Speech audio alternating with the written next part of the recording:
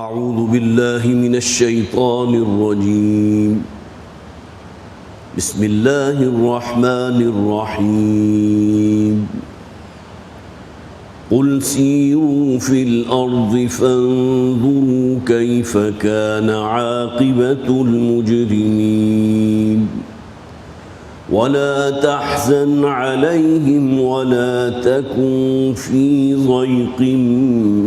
مما يمكرون ويقولون متى هذا الوعد إن كنتم صادقين قل عسى أن يكون ردف لكم بعض الذي تستعجلون وَإِنَّ رَبَّكَ لَذُو فَضْلٍ عَلَى النَّاسِ وَلَكِنَّ أَكْثَرَهُمْ لَا يَشْكُرُونَ وَإِنَّ رَبَّكَ لَيَعْلَمُ مَا تُكِنُّ صُدُورُهُمْ وَمَا يُعْلِنُونَ وَمَا مِنْ غَائِبَةٍ فِي السَّمَاءِ وَالْأَرْضِ إِلَّا فِي كِتَابٍ مُبِينٍ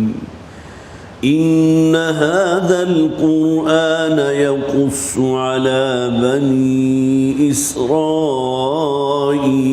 أَكْثَرَ الَّذِي هُمْ فِيهِ يَخْتَلِفُونَ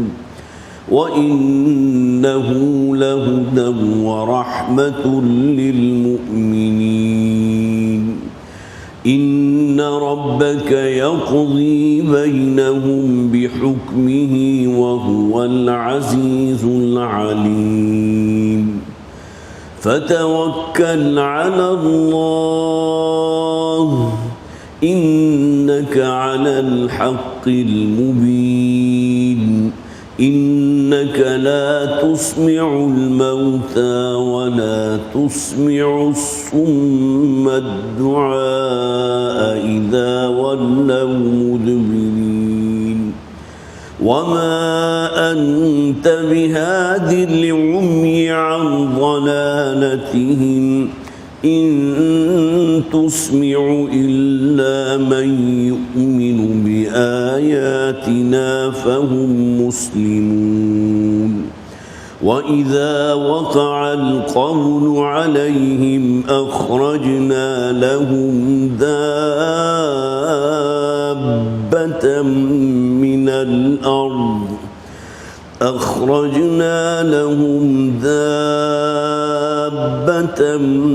من الأرض تكلمهم أن الناس كانوا بآياتنا لا يوقنون صدق الله العظيم رب اشرح لي صدري ويسر لي أمري واحلل عقدة من لساني يفقهوا قولي اللهم ألهمنا رشدنا وأعذنا من شرور أنفسنا آمین یا رب العالمین۔ اس سورہ مبارکہ سورہ نمل کا جو حصہ ہم پڑھ چکے ہیں، پچھلی مرتبہ نسبتاً تفصیل سے میں نے اس کا اعادہ کیا تھا، اس لیے کہ یہاں ہماری ملاقات تقریباً 6 ہفتوں کے بعد ہوئی تھی رمضان مبارک کی وجہ سے۔ چھٹا رکوع جو ہم نے پچھلی مرتبہ شروع کیا، اس میں خاص طور پر ذکر تھا مشرکین مکہ کا کہ وہ ایمان بالآخرت کی جو عریاں ترین شکل ہے، جس میں چٹا اور کورا انکار ہے مرنے کے بعد کی زندگی کا، اس کو موضوع بنایا گیا تھا۔ وقال الذین کفروا اذا کنا ترابا وآباؤنا انا لمخرجون، کہتے ہیں وہ لوگ جنہوں نے کفر کیا ہے کہ کیا جب ہم مٹی میں مل کر مٹی ہو چکے ہوں گے، ہمارا کوئی وجود نہیں ہوگا، ہمارے آباء و اجداد جو ہم سے ہزاروں برس پہلے ہو گزرے، کیا ان سب کو زندہ کر دیا جائے گا، دوبارہ اٹھا لیا جائے گا؟ لقد وعدنا هذا نحن وآباؤنا من قبل، یہ وہ باتیں ہیں، یہ دھمکیاں ہیں جو ہم سے پہلے جو ہمارے بزرگ تھے انہیں بھی سنائی جاتی رہیں۔ ان ھذا الا اساطیر الاولین، یہ سوائے ڈھکوسلوں کے اور گزشتہ قوموں کے کچھ حالات ہیں جو بار بار محمد صلی اللہ علیہ وسلم ہمارے سامنے مکی صورتوں میں جو بیان ہوئے ہیں اس کو ریپیٹ کرتے رہتے ہیں، اس کے علاوہ اور کچھ نہیں ہے۔ اب یہ وہ بالکل کورا عریا اور چٹا انکار ہے آخرت کا کہ مرنے کے بعد کی زندگی کا کوئی تصور نہیں، جو کچھ ہے یہ دنیا کی زندگی ہے، یہاں کی رعنائیاں، یہاں کی خوبصورتیاں، یہاں کی آسائشیں، یہاں کی عیاشیاں، یہاں کی مستیاں۔ اب ہمارا دور تو اس حوالے سے میں سمجھتا ہوں شاید کلائمیکس پر ہے۔ ہر دور میں لوگ یہ سمجھتے رہے ہیں ہمیشہ کہ شاید جو عریانی، جو فحاشی ہمارے دور میں تھی اس سے پہلے نہیں تھی، لیکن آج سے 10 برس پہلے والے جو لوگ موجود تھے وہ کہیں بہتر تھے ہم سے، اس لیے کہ اب تو یہ معاملات جتنے آگے بڑھ چکے ہیں اور جس طرح کا جو ہے جسے آپ کہہ سکتے ہیں کہ افادہ عام ہے ان تمام چیزوں کا، اس سے پہلے تو نہیں تھا۔ جبکہ معاملہ جو ہے واقعتاً پہلی قوموں کو جو ہلاک کیا گیا، تباہ و برباد کیا گیا، وہ انہی بغاوتوں اور سرکشیوں کی وجہ سے کہ اللہ تعالیٰ اپنے نبیوں اور رسولوں کو بھیجتا رہا، لیکن یہ کہ قوم ٹس سے مس ہونے کو تیار نہیں ہوئی اور ان کو پھر نشان عبرت بنا دیا گیا۔ مکی صورتوں میں بارہا ذکر موجود ہے، قل سیروا فی الارض فانظروا کیف کان عاقبۃ المجرمین، اس سورہ مبارکہ میں بھی ہم نے پڑھا، اے نبی ذرا ان سے کہیے کہ زمین میں چل پھر کر دیکھے، ذرا سیر و سیاحت کرے۔ یہ سیر و سیاحت جو ہے لذت کے لیے نہیں بلکہ عبرت پذیری کے لیے، نصیحت آموزی کے لیے، اور پھر دیکھیں اپنے سر کی آنکھوں سے کہ کیا حشر ہوا تھا ان لوگوں کا کہ جو اللہ کے مجرم تھے، جو سرکش تھے۔ لیکن یہ کہ یہ قوم جو ہے جو اولین مخاطبین تھے نبی اکرم صلی اللہ علیہ وسلم کے، ان کے ہاں بہت سے شعر موجود تھے، یہ عریاں ترین شکل ہے انکار آخرت کی۔ آگے فرمایا قل سیروا فی الارض فانظروا کیف کان عاقبۃ المجرمین، یہ مضمون تو مکی صورتوں میں بارہا آیا اور یہ متوجہ کیا گیا، جھنجھوڑا گیا کہ تم سے پہلے جو اقوام تھی جو ان کا انجام ہوا، جو ان کا حشر ہوا، جو ان کی بستیاں برباد کر دی گئی، لا یرا الا مساکنہم، سوائے ان کے مسکنوں کے اور کوئی شے باقی نہیں ہے۔ وَيَقُولُونَ مَتَىٰ هَٰذَا الْوَعْدُ إِن كُنتُمْ صَادِقِينَ، صرف ترجمہ کر رہا ہوں ان آیات کو جو پچھلی مرتبہ ہم نے اس رکوع کی پڑھی تھی۔ کہتے ہیں کہ کب ہوگا وہ وعدے کا دن، وہ جو بار بار ہمیں عذاب کی آپ دھمکیاں سنا رہے ہیں، کب آئے گا وہ عذاب؟ وَيَقُولُونَ مَتَىٰ هَٰذَا الْوَعْدُ إِن كُنتُمْ صَادِقِينَ، اگر سچے ہو تو لے آؤ اس عذاب کو۔ قُلْ عَسَىٰ أَن يَكُونَ رَدِفَ لَكُمْ بَعْضُ الَّذِي تَسْتَعْجِلُونَ، اے نبی ان سے کہہ دیجئے کہ ممکن ہے اللہ کے عذاب کا وہ کوڑا تمہارے سروں تک پہنچ چکا ہو۔ اور اس پر تفصیل سے میں نے عرض کیا تھا، اصل میں غزوہ بدر کا جو دن تھا وہ اصل میں ان ایام اللہ میں سے ہے کہ جن میں اللہ تعالیٰ نے ان بڑی بڑی قوموں کو برباد کیا تھا، تباہ کیا تھا، اور یہ اللہ کے عذاب کا پہلا کوڑا تھا جو مشرکین مکہ کی پیٹھ پر برسا۔ 1000 کا لشکر کیل کانٹے سے لیس، اور مقابل میں کل 313 بالکل نہتے، اور ایسی عبرتناک شکست ہوئی ہے جسے قرآن نے بھی کہا یوم الفرقان ہے۔ یہ وہ دن ہے کہ جس دن معلوم ہو گیا کہ کون حق پر ہے، کون باطل پر ہے، اور مشرکین مکہ کی جو ٹاپ کی لیڈرشپ تھی وہ وہاں ہلاک کر دی گئی۔ بڑے بڑے جو ہیں وہ ان کے تن و توش والے جو ہے، ابو جہل بڑا لمبا چوڑا بڑا جسیم شخص تھا،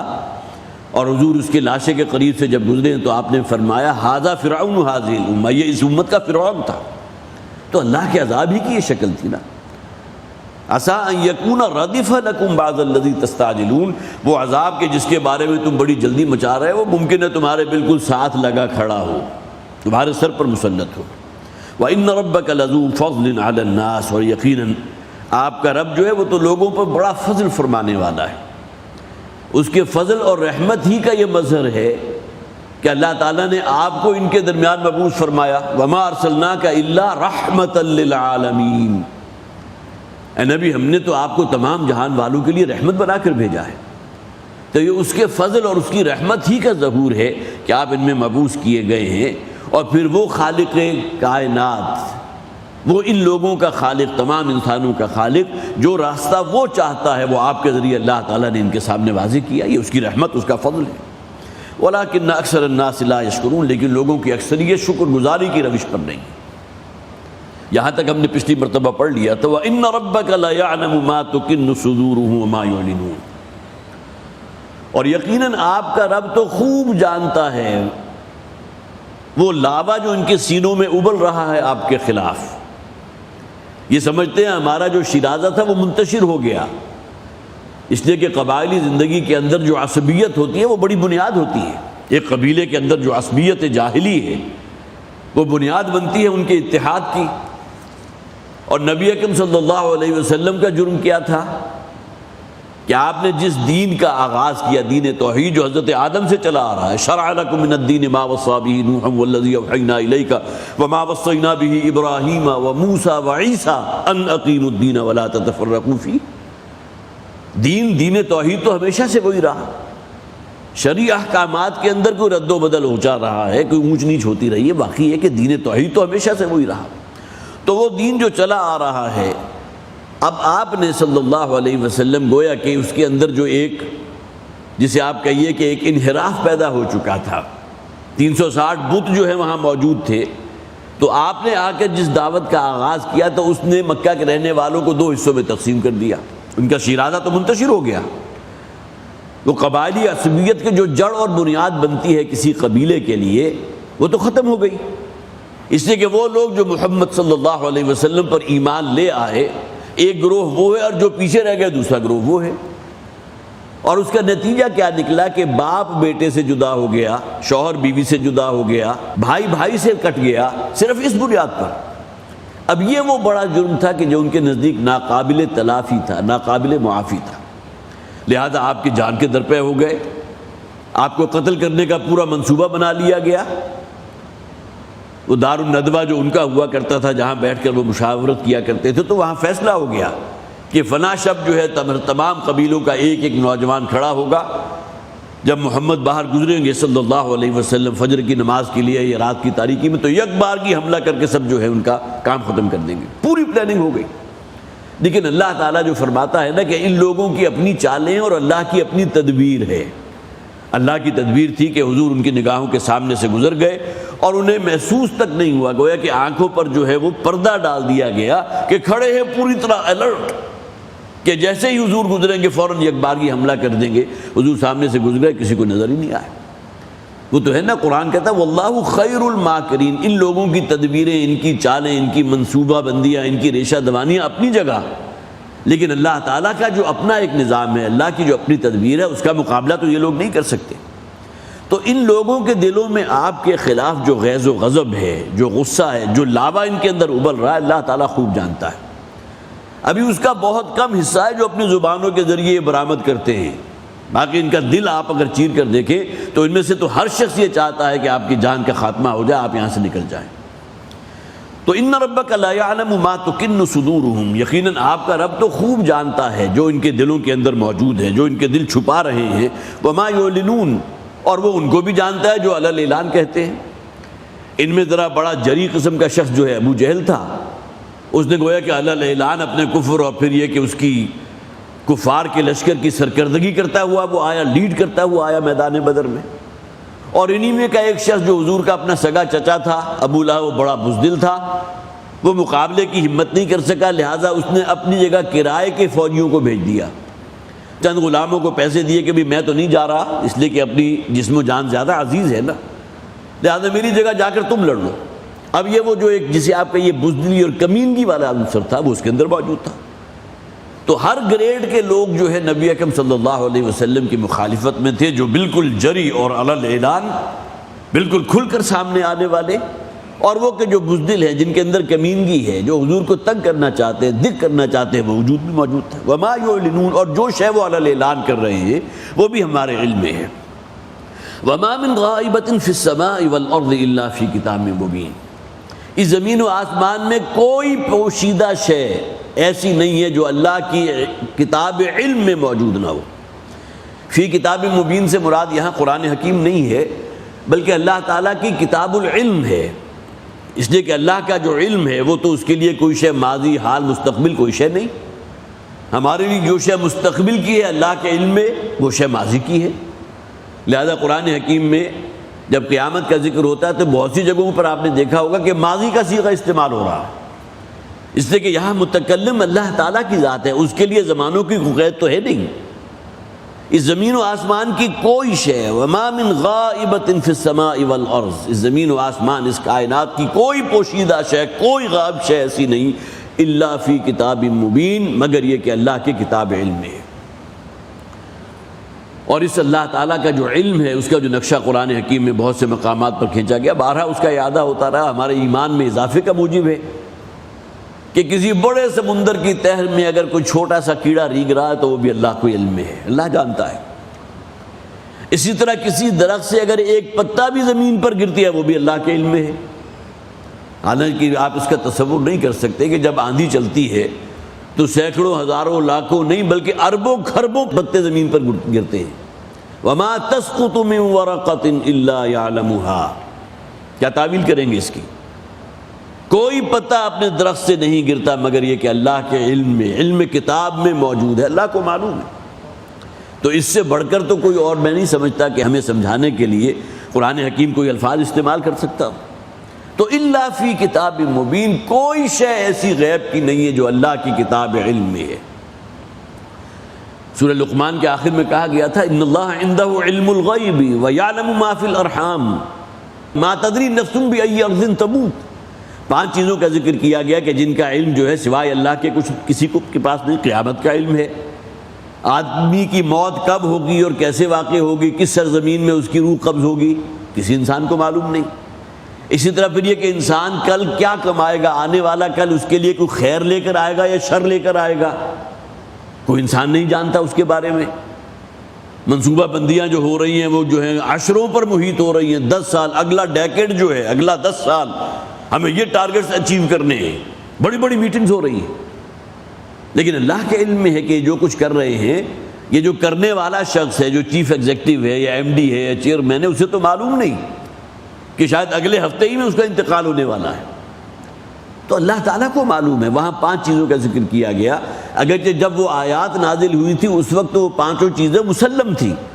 لیکن جو کہا گیا وَيَعْلَمُ مَا فِي الْأَرْحَامِ، رحموں کے اندر کیا ہے، تو آج کہا جاتا ہے جی آج تو ہمیں معلوم ہے کہ رحموں کے اندر کیا ہے، لڑکا ہے یا لڑکی ہے۔ لیکن یہ کہ اس کے باوجود بھی وہ جو مولود ہے اس سے متعلق کتنی اور خبریں اور معلومات ہیں کہ جو آپ الٹرا ساؤنڈ کے ذریعے تو حاصل نہیں کر سکتے۔ یہ شقی ہوگا، سعید ہوگا، نافرمان ہوگا، یا یہ کہ فرما بردار ہوگا، اپنے ماں باپ کے لیے سہان روح بنے گا یا ان کی جو ہے آنکھوں کی ٹھنڈک ثابت ہوگا، یہ چیزیں تو آپ نہیں معلوم کر سکتے۔ تو گویا کہ وہ چیزیں تمام وہیں اپنی جگہ قائم ہے۔ ان اللہ عندہ علم الساعہ وینزل الغیث ویعلم ما فی الارحام وما تدری نفس ماذا تکسب غدا وما تدری نفس بأی ارض تموت۔ بڑا جامع مقام ہے سورہ لقمان کے آخر میں، اس کا آپ مطالعہ کیجئے، اسی کی ایک ریفلیکشن یہاں ہے۔ وما من غائبۃ فی السماء والارض الا فی کتاب مبین۔ ان ھذا القرآن یقص علی بنی اسرائیل اکثر الذی ھم فیہ یختلفون۔ یقیناً یہ قرآن وہ ہے جو بنی اسرائیل کو سنا رہا ہے، بنی اسرائیل پر واضح کر رہا ہے۔ قصہ یقص آتا ہے کسی شے کی پیروی کرنا، پیچھے پیچھے چلنا، اسے کسی کو کوئی شے سنا دینا، جیسا کہ ہمارے ہاں بھی قصہ اردو زبان میں مستعمل ہے۔ وہ بھی گویا کہ جس کو آپ سنا رہے ہیں وہ آپ کو فالو کر رہا ہے، آپ کے الفاظ جیسے جیسے اس کی کانوں سے ہو کر جو ہے اس کے ذہن میں جا کر راسخ ہو رہے ہیں وہ اسے فالو کر رہا ہے۔ یہ بھی قصہ یقص، کسی کا پیچھا کرنا، قدم بقدم جو ہے کسی کے پیچھے چلنا۔ ان ھذا القرآن یقص علی بنی اسرائیل، یہ قرآن وہ ہے کہ جو سنا رہا ہے بنی اسرائیل کو۔ اب مکی صورتوں کے اندر جو مختلف احوال و واقعات ان قوموں کے بیان ہوئے، قوم عاد ہے، قوم سمود ہے، قوم شعیب ہے، قوم لوط ہے، قوم فرعون ہے، ان تمام کا انجام جو ہوا ہے، تو یہ قرآن حکیم ہی ہے نا جو ان تمام باتوں کو واضح کر رہا ہے۔ اگرچہ بائبل بھی موجود تھی اور ان میں نبیوں اور رسولوں کے حالات و واقعات بھی تھے، لیکن جس درجے اس کے اندر جو ہے وہ خباثتیں انہوں نے شامل کر دی تھی کہ کوئی شخص عام انسان سے جس اخلاق کی توقع کر سکتا ہے، وہ معلوم ہوتا ہے کہ بائبل میں ان کے انبیاء جو ہیں وہ بھی ان اخلاقیات سے بالکل عاری تھے۔ آپ بائبل کا مطالعہ کیجئے، یہ چیزیں واضح ہوں گی۔ یہی وجہ ہے کہ ہمارے بہت سے علماء جو ہیں وہ سختی سے منع کرتے ہیں کہ بائبل کا مطالعہ نہ کریں، اس لیے کہ اس کے ذریعے گویا کہ غیر مرئی طور پر وہ تمام چیزیں کہ جو انفیوز کرنا چاہتے ہیں، جو چاہتے ہیں کہ مسلمانوں کے ذہن کے اندر جو ہیں وہ پوری طرح جو ہیں اچھی طرح کھپ جائیں، اور خاص طور پر ان انبیاء کا ذکر جن کا قرآن حکیم میں ذکر ہوتا ہے بہت اونچے معیار پر، اور ان کی جو کردار کشی کی گئی ہے بائبل کے اندر، لہذا جو منع کیا جاتا ہے وہ بالکل صحیح ہے۔ لیکن یہ کہ بہرحال جس شخص کا جو ہے عقیدہ بڑا پختہ ہے اور اسے پوری طرح جو ہے جسے آپ کہیے کہ عبور حاصل ہے اور اپنے دین کے اوپر بڑا استحکام ہے، وہ صرف اپنے مطالعے کے حوالے سے اگر اس کا مطالعہ کرنا چاہیں اپنی معلومات کے حوالے سے تو اس میں کوئی حرج بھی نہیں ہے۔ جس طرح کہ حضور نے فرمایا، یا یہ کہ ایک قول آپ کی طرف منسوب ہوتا ہے کہ اسرائیلی روایات میں سے بھی جو شے قرآن و حدیث کے مطابق ہے اس کو لینے میں کوئی حرج نہیں، لیکن جہاں ان کے درمیان تصادم آ گیا، جہاں اختلاف آ گیا، وہاں آپ کو گویا کہ رک جانا چاہیے، اس لیے کہ اصل حجت جو ہے وہ اللہ کی کتاب قرآن حکیم ہے۔ ان ھذا القرآن یقص علی بنی اسرائیل، یقیناً یہ قرآن بنی اسرائیل کے بارے میں بھی اور ان کو سنا رہا ہے، اس لیے کہ یہود و نصارہ تو اس وقت بھی موجود تھے، اور انہوں نے اپنی کتابوں میں جن غلط چیزوں کو شامل کر دیا تھا قرآن حکیم نے ان میں سے بہت سی چیزوں کی نفی کر دی۔ اسی وجہ سے قرآن حکیم کو مہیمنن کہا گیا، یہ نگرانی کرنے والا ہے ان کتابوں کی جو اللہ نے پہلے نازل فرمائی تھی، اس لیے کہ ان کتابوں کی حفاظت کا ذمہ تو اللہ نے نہیں لیا تھا۔ ان ھذا القرآن یقص علی بنی اسرائیل اکثر الذی ھم فیہ یختلفون، ان تمام باتوں کے بارے میں جن میں یہ اختلاف کرتے رہے۔ ہم تو اپنی دانش میں سمجھتے ہیں کہ یہود بھی بڑے متحد تھے، نصارہ بھی بڑے متحد ہیں، لیکن جسے کہتے ہیں نا کہ دور سے کوئی شے آپ کو بڑی خوبصورت نظر آ رہی ہے، لیکن ذرا وہ مائکروسکوپ لے کر یا محدب عدسہ لے کر جب آپ قریب جائیں گے تو اس کے عیوب نظر آئیں گے۔ یہاں یہ چیز یوں ہوتی تو زیادہ بہتر تھا، یہاں یہ یوں ہوتا تو زیادہ بہتر تھا۔ اس کے تجربات ہوتے ہیں، آپ نے کوئی بہت ہی فرض کیجئے کہ عمدہ پینٹنگ کہیں دیکھی ہے اور دور سے بہت آپ کو جو ہے دل لبھا رہی ہے، قریب جاتے ہیں تو اب آپ خود محسوس کریں گے کہ یہاں اگر اس طرح ہوتا، یہاں یہ کرو اس طرح ہو چکا ہوتا تو زیادہ بہتر تھا۔ تو ظاہر ہے کہ پرفیکشن تو اس کائنات میں کسی شے کو نہیں ہے، وہ پرفیکٹ ترین شے تو اللہ تعالیٰ جو ہے وہ گویا کہ وہ ہے جو خالق کائنات بھی ہے، اور قرآن کہتا ہے کہ اس پوری کائنات پر نظر دوڑاؤ، ثم ارجع البصر هل ترى من فطور، کہیں اس کائنات کے نظام میں تمہیں کہیں کوئی رکھنا نظر نہیں آئے گا، کوئی خلا نظر نہیں آئے گا۔ تم یہ نہیں کہہ سکو گے کہ یہ شے جو ہے اس کی بجائے اس طرح ہوتی تو شاید زیادہ بہتر تھا۔ یہ اللہ تعالیٰ کی اصل میں وہ گویا کہ جسے آپ کہیے صفت خلاقیت ہے کہ جس پر کہیں کوئی انگلی نہیں رکھی جا سکتی، لیکن بہرحال اختلافات ان لوگوں میں بھی موجود تھے، اور اس پر سب سے بڑی دلیل نبی اکرم صلی اللہ علیہ وسلم کی وہ حدیث ہے کہ تم سے پہلے جو بنی اسرائیل تھے وہ 72 فرقوں میں تقسیم ہوئے تھے، اور میری امت بھی 72 ہی فرقوں میں، بلکہ بعض روایات میں 73 فرقوں میں تقسیم ہوگی۔ اس کے معنی کیا ہوئے کہ بڑے اختلافات ان لوگوں کے اندر تھے، عقائد کے اختلافات تھے، نظریات کے اختلافات تھے، تشریع احکامات کے اختلافات تھے، جو بظاہر دوسرے بیٹھے ہوئے لوگ کو انسانوں کو نظر نہیں آتا، لیکن قریب جا کر معلوم ہوتا ہے۔ یہ تو گویا کہ باہم دیگر جسے جوتم پیزار کہتے ہیں، یہ کیفیت ہے ان لوگوں کی، اور یہ معاملہ صرف یہود کا نہیں تھا بلکہ نصارہ کا بھی تھا، عیسائیوں کا بھی تھا۔ اسی طرح حضور نے جو فرمایا، حدیث آپ نے پہلے بھی سنی ہوگی، لَيَأْتِيَنَّكَ مَا أَتَىٰ عَلَىٰ بَنِي إِسْرَائِيلَ حَذْوَ النَّعْلِ بِالنَّعْلِ، میری امت پر بھی وہ حالات واقع ہو کر رہیں گے جس طرح اس حدیث کا میں نے آپ کے سامنے ذکر کیا کہ بنی اسرائیل 72 فرقوں میں تقسیم ہوئے، تم بھی 72 یا 73 فرقوں میں تقسیم ہو گئے۔ لیکن ان میں سے جب حضور سے سوال کیا گیا تھا کہ ان میں سے ناجی کون ہے، جس کی نجات ہو جائے گی، جو اللہ کی نگاہ میں مقبول ہوگا، تو نبی اکرم صلی اللہ علیہ وسلم نے کسی فرقے یا مسلک کا نام بیان نہیں کیا کہ وہ حنفی ہوگا یا شافعی ہوگا یا مالکی ہوگا یا حنبلی ہوگا یا جعفری ہوگا، کچھ نہیں کہا، بلکہ آپ نے فرمایا ما انا علیہ واصحابی، صرف ایک گروہ اللہ تعالیٰ کے ہاں جو ہے وہ نجات حاصل کر سکے گا، باقی 72 میں سے 71 فرقے جو ہے جہنم میں جھونک دیے جائیں گے۔ لیبل ان کے اوپر اسلام کا ہوگا، لیکن ایسا نہیں ہے کہ صرف ایک فرقہ جس کا نام فلاں تھا وہ جنت میں جائے گا، بلکہ وہ گروہ کہ جو اس سنت کو جو میں یہاں چھوڑے جا رہا ہوں، اور قرآن حکیم ما انا علیہ واصحابی، وہ شے کہ جس پر میں ہوں اور میرے اصحاب ہیں، جو ان چیزوں کو دانتوں سے پکڑ کر رکھیں گے، صرف یہی گروہ ہوگا جو اللہ کے ہاں نجات پائے گا۔ تو معلوم ہوا بنی اسرائیل بھی تو تقسیم ہوئے تھے 72 فرقوں میں۔ اسی طرح جو حضور نے فرمایا کہ میری امت پر لَيَأْتِيَنَّ عَلَىٰ أُمَّتِي كَمَا أَتَىٰ عَلَىٰ بَنِي إِسْرَائِيلَ حَذْوَ النَّعْلِ بِالنَّعْلِ، جس طرح ایک جوتا جو ہے وہ دوسرے جوتے کے بالکل مشابہ ہوتا ہے، یہی معاملہ بنی اسرائیل اور امت محمد کا ہے صلی اللہ علیہ وسلم۔ بلکہ حدیث کے الفاظ نظرات کو بھی یاد ہو، وہ آگے بڑے سخت ہیں۔ حضور نے فرمایا ان میں سے اگر کوئی بدبخت ایسا تھا جو گوہ کے بل میں گھسا تھا، گویا کہ گوہ کا بل تو بڑا چھوٹا ہوتا ہے، ایک ایسی شے جس کا آپ تصور بھی نہیں کر سکتے کہ چھوٹے سے سوراخ میں ایک انسان کیسے داخل ہوگا، لیکن اگر ان میں کوئی ایسا تھا تو میری امت میں بھی ایسا شخص ہوگا کہ جو کوشش کرے گا گو کے بل میں گھسنے کی۔ اسی طرح اگلی بات جو آپ نے مثال کے طور پر پیش کی وہ تو بڑی ہی سخت ہے، اور اگر بنی اسرائیل میں سے کوئی شخص ایسا تھا جس نے اپنی ماں کے ساتھ زنا کیا تھا تو میری امت میں بھی ایسا شقی اور بدبخت پیدا ہو کر رہے گا۔ اب معلوم ہوا کہ اس میں تو کوئی اینڈ نہیں ہے، یہ بالکل ایک دوسرے کے مماثل ہونا بنی اسرائیل کی تاریخ اور امت مسلمہ،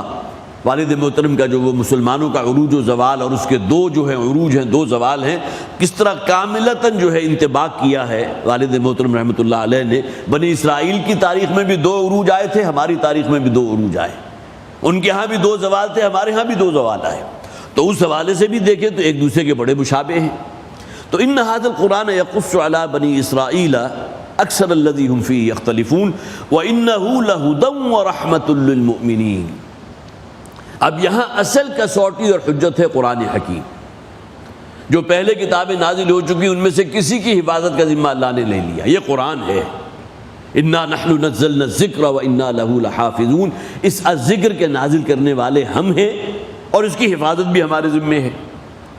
تو وَإِنَّهُ لَهُدًى وَرَحْمَةٌ لِّلْمُؤْمِنِينَ، یقیناً یہ قرآن ہدایت ہے، ہدی للمتقین بھی ہے، ہدی للناس بھی ہے، اور پھر یہ کہ جسے قرآن میں کہا گیا شفاء لما فی الصدور بھی ہے، رحمت بھی ہے۔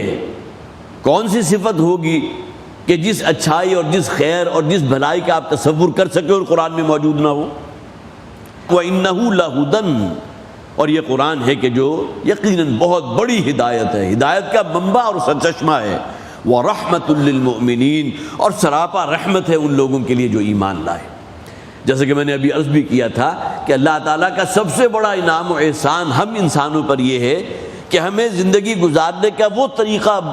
بتا دیا، اس کی طرف ہماری رہنمائی کر دی جس سے دنیا اور آخرت دونوں کا استثمار ہو جائے گا۔ ربنا آتنا فی الدنیا حسنہ وفی الآخرۃ حسنہ وقنا عذاب النار۔ قرآن حکیم اصل میں اس رستے کی طرف رہنمائی کر رہا ہے۔ اگر اس رستے پر رہو گے تو دنیا کی جو ذلتیں ہیں، یہاں کی نکبت ہے، یہاں کی رسوائی، اس سے بھی محفوظ ہو جاؤ گے، اور سب سے بڑھ کر یہ کہ تمہاری جو اصل زندگی ہے 50 60 70 برس تو گزر جائیں گے، لیکن اصل زندگی جس کا کوئی اینڈ نہیں ہے وہ تو مرنے کے بعد کی زندگی ہے نا، اس کا سوار اور اس کے اندر اگر انسان جو ہے فوز و فلاح تک رسائی حاصل کر لے تو اس سے بڑی کامیابی نہیں ہے۔ وَمَن يُطِعِ اللَّهَ وَرَسُولَهُ فَقَدْ فَازَ فَوْزًا عَظِيمًا۔ یہ اللہ کی اطاعت، اللہ کے رسول کی اطاعت آپ کو کیسے پتہ چلے گی؟ قرآن و حدیث ہے ہمارے لیے منبع۔ جس طرح قرآن رحمت ہے اسی طرح حدیث کا ذخیرہ کتنی بڑی رحمت ہے۔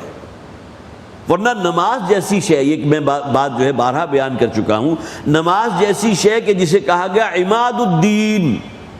اس دین کا مرکزی ستون نماز ہے، نماز کا یہ 5 وقتہ نظام جو ہے وہ بھی آپ قرآن سے ثابت نہیں کر سکتے۔ قرآن میں کہا گیا صبح و شام اللہ کا ذکر کیا کرو، آناء اللیل و اطراف النہار، دن کے دونوں اطراف، گویا کہ سورج طلوع ہونے سے پہلے یا بعد میں، اسی طرح سورج غروب ہونے کے بعد، ان تمام اوقات کا ذکر ہے، لیکن اس سیکوینس کے ساتھ۔ اور پھر یہ کہ نماز میں کتنی رکعتیں ہیں، پھر ہر رکعت میں آپ کو کیا پوسچر اختیار کرنا ہے، پہلے قیام ہے، پھر رکوع ہے، رکوع سے سیدھے سجدے میں نہیں جانا بلکہ رکوع کے بعد آپ نے پھر کھڑے ہونا ہے، پھر قیام ہے، اور اس کے بعد پھر سجدے میں جانا ہے۔ یہ ترتیب کو آپ کو قرآن میں تو نہیں ملتی۔ تو اس حوالے سے ہم تو اس درجے بندھے ہوئے ہیں سنت کے ساتھ، احادیث کے ساتھ، کہ یہ 2 پلرز ہیں کہ جس کے اوپر اصل میں دین کی عمارت قائم ہے۔ ایتونی بشیء من کتاب اللہ و سنت رسولہ، ان میں سے کسی ایک ستون کو بھی اگر آپ منہدم کر دیں، ایک بہت بڑی چھت ہو فرض کیجئے، اور اس کے مرکز میں 2 ستون ہیں جس کے اوپر وہ چھت قائم ہے، اب ان میں سے کسی ایک ستون کو بھی اگر آپ منہدم کر دیں گے تو نتیجہ کیا نکلے گا؟ وہ چھت دھڑام سے زمین پر آ پڑے گی۔ لہٰذا وہ لوگ کہ جو احادیث کا انکار کرتے ہیں، سنت کا انکار کرتے ہیں، نہ صرف انکار کرتے ہیں بلکہ اس کا تمسخر کرتے ہیں، استہزاء کرتے ہیں، اور ایسا نہیں ہے کہ یہ لوگ ہمارے معاشرے میں موجود نہ ہوں، آپ کو اپنے محلے میں، اپنی بستیوں کے اندر یہ لوگ نظر آ جائیں گے جو علل اعلان ببانگ دہن، اور آدمی کی جو ہے وہ سمجھ میں بھی آتی ہے بات کہ جب نبی اکرم صلی اللہ علیہ وسلم جو محبوب رب العالمین بھی ہیں، رحمت للعالمین بھی ہیں، ان کے خلاف اگر بات یہاں تک جا سکتی ہے کہ ان پر جسمانی تشدد بھی کیا گیا، ان کے گلے کے اوپر جو ہے وہ رس باندھ کر چادر اس زور سے کھینچا گیا کہ آپ کا سانس رک گیا، یہ سب کچھ حضور کے ساتھ ہوا ہے نہیں ہوا؟ پھر طائف کے موقع پر جو معاملہ ہوا اس کا تو انسان جو ہے وہ ذکر کرتے ہوئے اس کے اوپر لرزہ طاری ہوتا ہے. ہم میں سے کوئی شخص اس کا تصور نہیں کر سکتا کہ یکا و تنہا ایک شخص سے چلا جا رہا ہے اور چاروں طرف سے پتھر مارے جا رہے ہیں. اب یہ تمام معاملات نبی اکرم صلی اللہ علیہ وسلم کے ساتھ ہوئے ہیں تو معلوم ہوا کہ یہ قرآن ہے کہ جو واقعتاً جو گویا کہ ہمارے سامنے ان واقعات کو بھی رکھ رہا ہے. قرآن کا مطالعہ کر لیجئے، جو صحابہ کرام پر جو تشدد ہوا ہے، اور اللہ تعالیٰ نے اپنی بات بھی رکھ دی، وَلَقَدْ فَتَنَّا الَّذِينَ مِن قَبْلِهِمْ. ایسا معاملہ نہیں ہے کہ یہ صرف ان اہل ایمان کے ساتھ یہ معاملہ پرسیکیوشن کا، تشدد کا ہو رہا ہے. ان سے پہلے جو لوگ ایمان لا چکے تھے ان کے ساتھ بھی اسی قسم کے معاملات ہوئے تھے. اور ایک موقع پر تو حضور نے فرمایا تم سے پہلے جو اقوام تھی، جو مومنین صادقین تھے، ان کا نصف جسم جو ہے وہ زمین میں گاڑ دیا جاتا تھا، اب آدھا جسم جو ہے زمین میں دفن ہے اور اوپر کا دھڑ باہر ہے، اور ان کے سر کے اوپر آرا رکھ کے زندہ انسان کو دو حصوں میں تقسیم کر دیا جاتا تھا. تصور کر کے رونگٹے کھڑے ہوتے. زندہ انسان کی کھال جو ہے اس کے جسم سے کھینچ لی جاتی تھی. یہ تمام واقعات وہ ہیں کہ جو اصحاب الاخدود کا ذکر تو قرآن حکیم میں بھی موجود ہے. اور جو تشدد اور جس قسم کی پرسیکیوشن جو ہے وہ صحابہ کرام کے ساتھ ہو رہی تھی، قرآن کا مطالعہ کیجئے، آپ کی نگاہوں کے سامنے وہ مناظر جو ہیں وہ واقعتاً خود بخود ہو جاتے ہیں. وَإِنَّهُ لَهُدًى وَرَحْمَةٌ لِّلْمُؤْمِنِينَ. یہ قرآن جو ہے یہ ہدایت ہے، ہدایت کا منبع اور سرچشمہ ہے، اور رحمت ہے تمام اہل ایمان کے لیے. ان ربک یقضی بینہم بحکمہ وہو العزیز العلیم. یقیناً آپ کا رب اے نبی صلی اللہ علیہ وسلم وہ ان کے درمیان فیصلہ فرما دے گا، اور اس کا فیصلہ اٹل ہوگا. بحکمہ، اس دنیا میں تو ان کی رسی دراز کر دی گئی. قرآن کہتا ہے سنستدرجہم من حیث لا یعلمون، ہم ان کو ڈھیل دے رہے ہیں، دیکھتے ہیں کہاں تک جاتے ہیں. ورنہ اللہ تعالیٰ چاہتا تو ان لوگوں کے ہاتھ شل نہ ہو جاتے کہ جو حضور کو تاک تاک کر پتھر مار رہے تھے، یا یہ کہ جو ملک الجبال آپ کی خدمت میں اللہ نے بھیجا تھا کہ آپ مجھے حکم دیجئے، میں یہ طائف کے پہاڑوں کو اس طرح آپس میں ٹکرا دوں گا کہ یہاں کے رہنے والوں کا قیمہ نکل جائے گا، بھرکس نکل جائے گا. لیکن حضور نے کیا فرمایا تھا؟ کیا عجب کہ ان کے آنے والے لوگوں میں سے کسی کو اللہ تعالیٰ اس ہدایت کے لیے منتخب فرما لے. اور یہاں یہ بات جو ہے اکثر و بیشتر کہی جاتی ہے، ہم یہاں کے رہنے والے جو مسلمان ہیں، جو بر صغیر جس میں پاکستان اور بھارت دونوں شامل ہیں، تو اس کا اگر آپ انالیسس کریں گے تو محمد بن قاسم تھا کہ جو تاریخ کی کتابوں کے اندر جو واقعات پڑھے تھے، بڑی تفصیل سے آپ کا علم میں ہوگا کہ یہاں اسلام پھیلا محمد بن قاسم رحمۃ اللہ علیہ کی وجہ سے. اور محمد بن قاسم کا تعلق اس قبیلے سے تھا جو طائف میں آباد تھا، ثقفی تھے، بنو ثقیف سے تھے. تو گویا کہ اللہ کے رسول اگر اس وقت کہہ دیتے کہ ہاں ان پہاڑوں کو آپس میں ٹکرا کر ان کا بھرکس نکال دو، اور وہاں کا کوئی ذی نفس جو ہے وہ زندہ نہ بچتا، تو ہمیں اسلام جیسی دولت کیسے ملتی؟ یہ وہ تاریخی حقائق ہیں جو ہماری نگاہوں کے سامنے رہنے چاہیے. تو فرمایا گیا ان ربک یقضی بینہم بحکمہ، اللہ تعالیٰ فیصلہ فرما دے گا. اس دنیا میں تو ان کی رسی دراز ہے، لیکن یہ کہ وہ بھی کتنے عرصے تک. تابکے حضور ہجرت فرما کر جب مدینہ تشریف لائے تو سن 7 میں واپس جو آئے ہیں، سن 8 میں تو فاتح کی حیثیت سے داخل ہوگا. کل 8 برس، اتنے بڑے پیریڈ کے اندر 8 برس کا عرصہ جو ہے تقریباً نہ ہونے کے برابر ہے. اور اس سے زیادہ جو ہے یونیک مثال نہیں ملتی پوری تاریخ میں کہ ایک شخص سے دعوت کا آغاز ہوا، 1 سے 2 ہوئے، 2 سے 4 ہوئے، 4 سے 10 ہوئے، 10 سے 20 ہوئے، اور اسی کے ہاتھوں، اسی شخص کے ہاتھوں جو ہے ایک بہت بڑے خطے کے اوپر جو ہے ایک وہ نظام قائم ہو گیا جو اللہ کی توحید پر مبنی نظام تھا. صرف ایک ہی مثال ہے.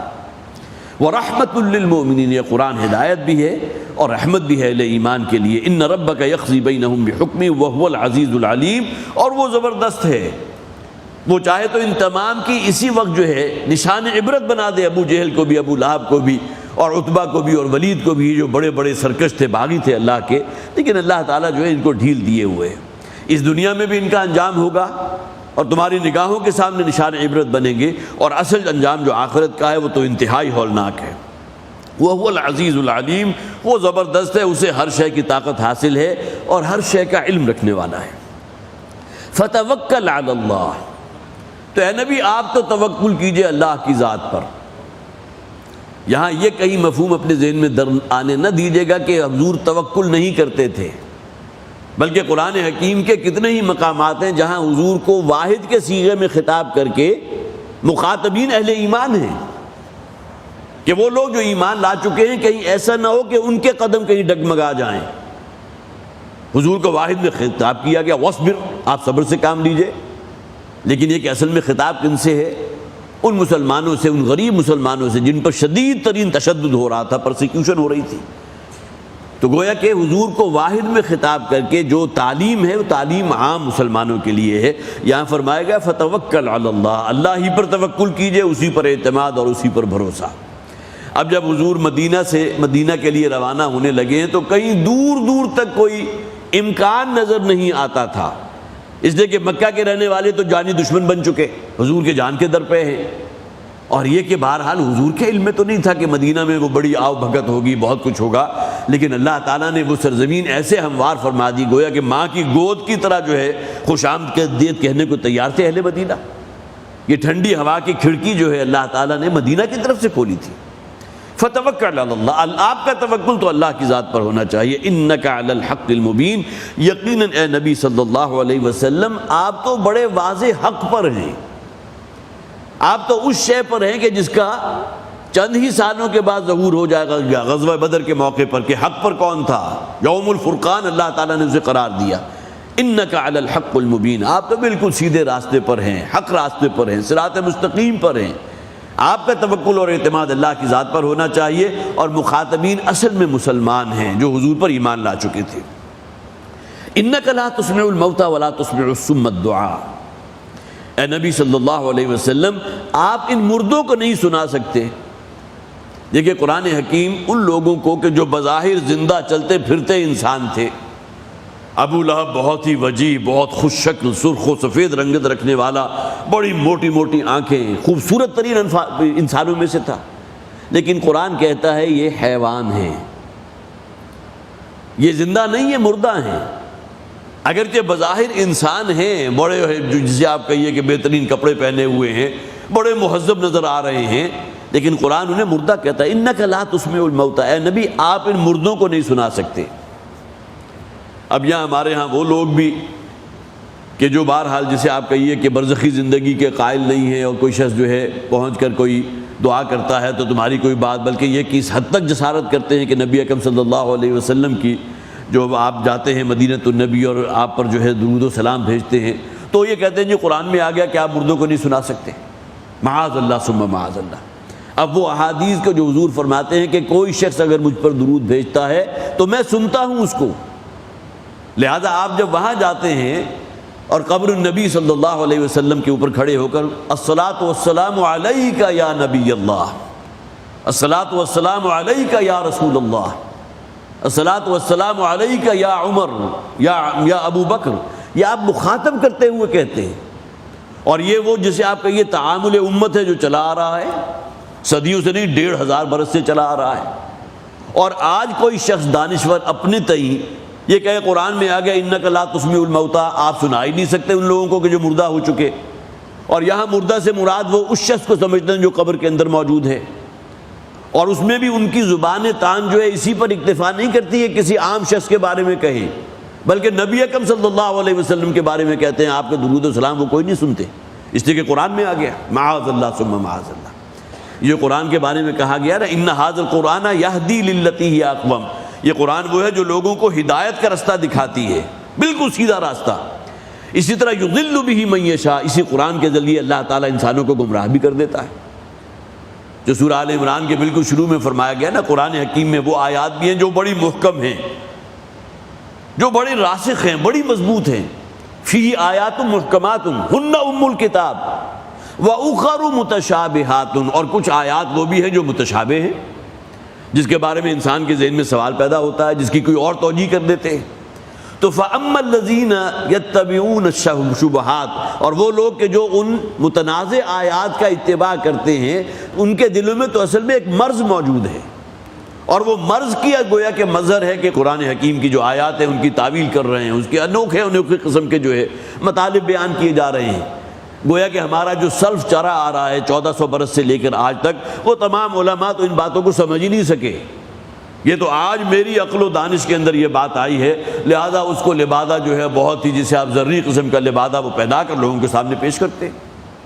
تو اسی میں سے یہ بھی ہے کہ انک لا تسمع الموتى، اے نبی صلی اللہ علیہ وسلم، یہاں ان لوگوں نے جو مراد لی اور بات کہاں تک پہنچا دی کہ آپ مردوں کو نہیں سنا سکتے، جبکہ تمام تفاسیر کو دیکھ لیجئے، قرآن حکیم تو ان لوگوں کو مردہ قرار دیتا ہے جن کے دل مردہ ہو چکے، جو اب اس حق کے بات کو خوب اچھی طرح سمجھنے کے باوجود قبول کرنے کو تیار نہیں ہے۔ انک لا تسمع الموتى، اے نبی آپ ان مردوں کو نہیں سنا سکتے، ولا تسمع الصم الدعاء اذا ولوا مدبرین، اور نہ ہی آپ سنا سکتے ہیں ان بہروں کو کہ یہ آپ کی پکار کو سن سکیں، اذا ولوا مدبرین، جبکہ وہ اپنا رخ پھیر کر وہاں سے رخصت ہو جاتے ہیں۔ اور یہ طرز عمل تھا مشرکین مکہ کا، آپ قرآن سنانا چاہتے تھے، جیسا کہ ابو لہب کے بارے میں آیا ہے کہ وہ اپنے کانوں میں انگلیاں دے کر رکھتا تھا۔ حضور جب کوئی دعوت و تبلیغ کے لیے گئے ہیں، فرض کیجیے عکاظ کا میلہ ہے، اور آپ نے لوگوں کو مخاطب کیا ہے، قرآن کا پیغام ان تک پہنچایا، تو یہ بدبخت وہ تھا کہ جو اپنے کانوں میں انگلیاں دے دیتا تھا کہ کہیں یہ قرآن کی بات کہیں میرے کانوں سے ہو کر میرے اپنے دل میں نہ اتر جائے، اور اس کے بعد زبان سے کہتا تھا لوگوں یہ شخص جھوٹا ہے، معاذ اللہ، اس کی باتوں کے بارے اعتماد نہ کرنا، یہ نیا دین اس نے کوئی پیدا کر لیا، ہمارا آبائی دین جو بڑا مقدس دین تھا اس سے انحراف کیا اس شخص نے، اپنے کانوں میں انگلیاں ٹھوسی ہوئی ہیں اور زبان سے یہ الفاظ کہہ رہا ہے۔ اب یہ تو گویا کہ کسی شخص کی جسے آپ کہیے کہ دریدہ دہنی کا بھی ایک کلائمیکس ہے، اور اس کا طرز عمل کس درجے گرا ہوا ہے، حالانکہ سگا چچا ہے حضور کا ابو لہب، اور اس کے بارے میں یہ باتیں جو ہے آپ دیکھ لیجئے، سیرت کی کتابوں میں آپ کو مل جائیں گے۔ تو ولا تسمع الصم الدعاء اذا ولوا مدبرین، تو ان میں سے تو کوئی شخص آپ کی بات پر جو ہے وہ کان دھرنے کو تیار نہیں۔ اول تو ان کو کان تو اللہ نے دیے ہیں، لہم آذان لا یسمعون بہا، اس مضمون کو قرآن میں بہت سے مقامات پر مختلف اسالیب میں جو ہے واضح کیا گیا کہ ان کے کان تو آپ کو نظر آتے ہیں، بات آپ کی بظاہر سنتے بھی ہیں، لیکن یہ سن نہیں رہے، بہرے ہیں، دل تو ان کے سینے میں دھڑک رہے ہیں، لیکن دھڑکتا ہوا دل جو ہے وہ صرف ایک جسے آپ کہیے اینیمل ہارٹ ہے، اس سے آگے بڑھ کر دل کے ذریعے کسی بات کو قبول کرنا اور اس پر جازم ہو جانا اس کے لیے تیار نہیں ہے۔ آنکھیں ہم نے دی ہیں لیکن اسے دیکھنے کو تیار نہیں، دیکھتے تو ہیں لیکن حیوانوں کا سا دیکھنا دیکھتے۔ تو قرآن میں تو اس مضمون کو اتنی جگہ واضح کیا گیا کہ کہیں بھی جو ہے اس کا امکان نکلتا ہی نہیں کہ یہاں معاملہ جو ہے صرف ان مردوں سے مخاطب ہو کر کہا جا رہا ہے کہ جو قبروں کے اندر موجود ہیں، بلکہ یہاں بظاہر وہ انسان جو زندہ ہیں، جو بہت خوش لباس ہیں، بڑے ہٹے کٹے ہیں، بڑے خوبصورت ہیں، ان کے بارے میں بھی قرآن کہتا ہے یہ مردہ لوگ ہیں۔ انک لا تسمع الموتى، آپ ان مردوں کو نہیں سنا سکتے، اور نہ ہی ان بہروں کو سنا سکتے ہیں کہ حق بات سن رہے ہیں لیکن اس کو قبول کرنے کو تیار نہیں،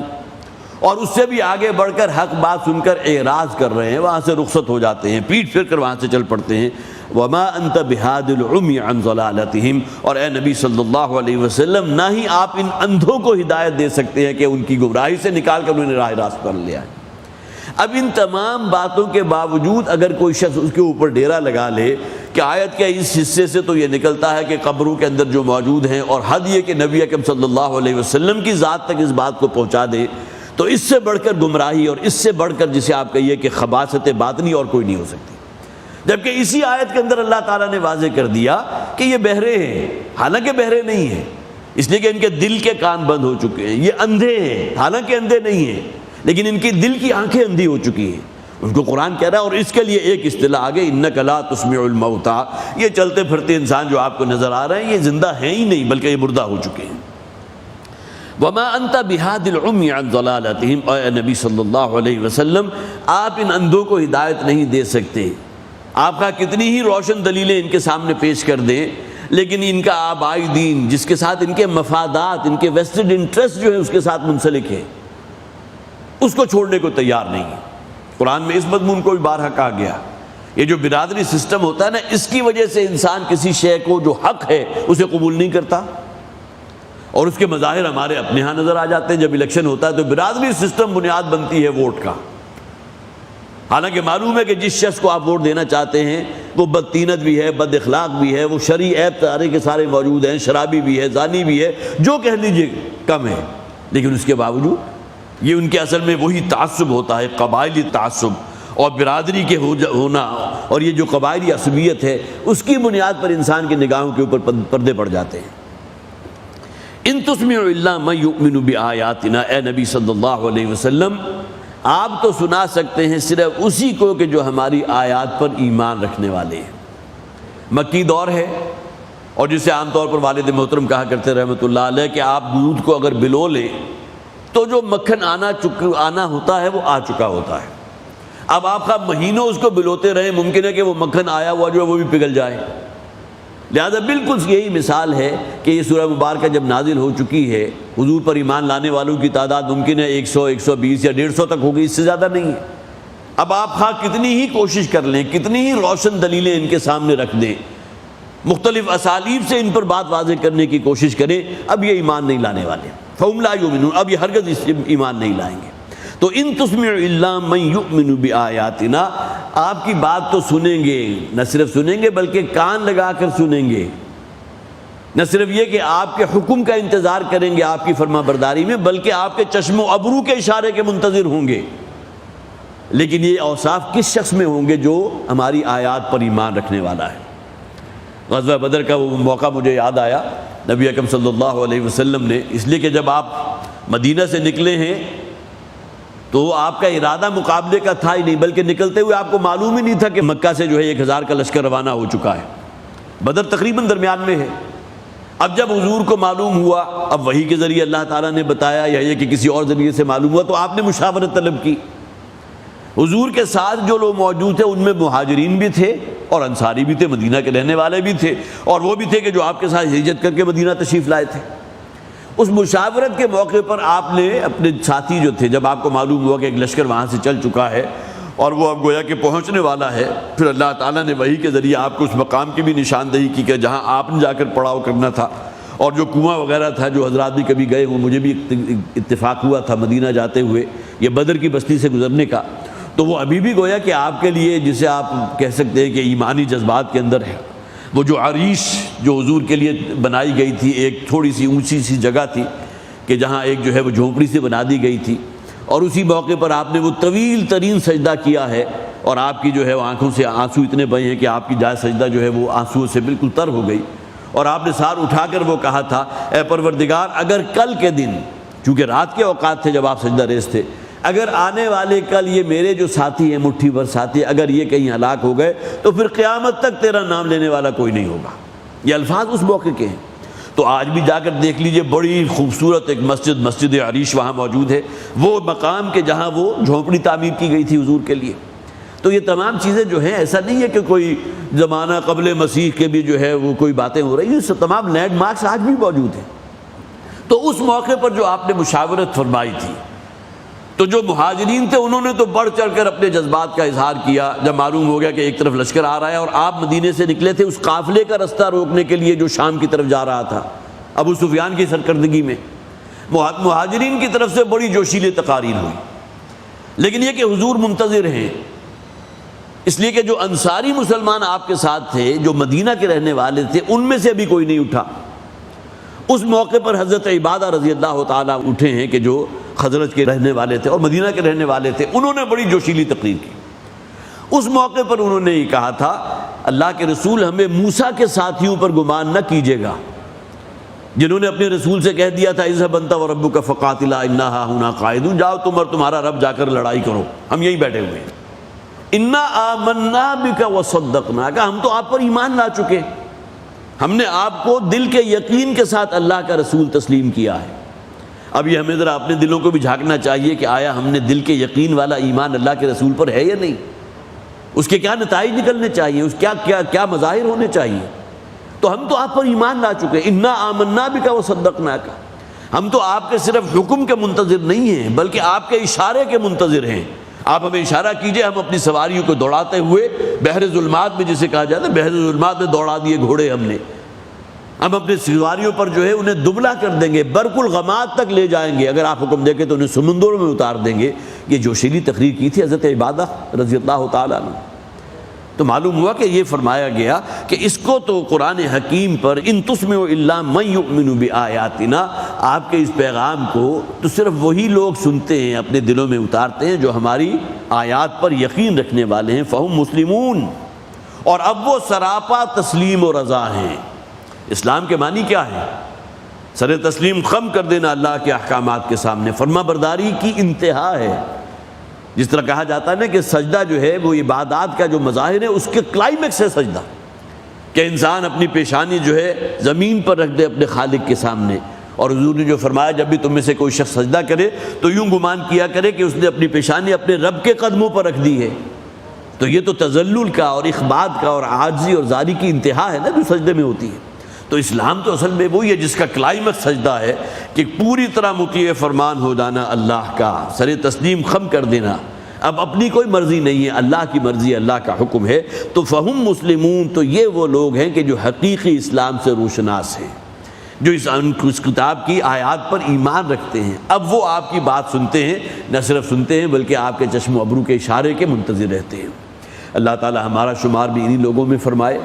اور ظاہر ہے کہ ہمارے ایمانی جذبات کو اگر کوئی جلا حاصل ہوتی ہے تو قرآن حکیم کے ذریعے، احادیث کے ذریعے، سیرت مطہرہ کے بیان کے ذریعے، اور یہی وہ چیزیں ہیں کہ جو واقعتاً ہماری ممد اور معاون ہوتی ہیں ہمیں راہ راست پر رکھنے کے لیے۔ بارک اللہ لی ولکم فی القرآن العظیم ونفعنی وإیاکم بالآیات والذکر الحکیم۔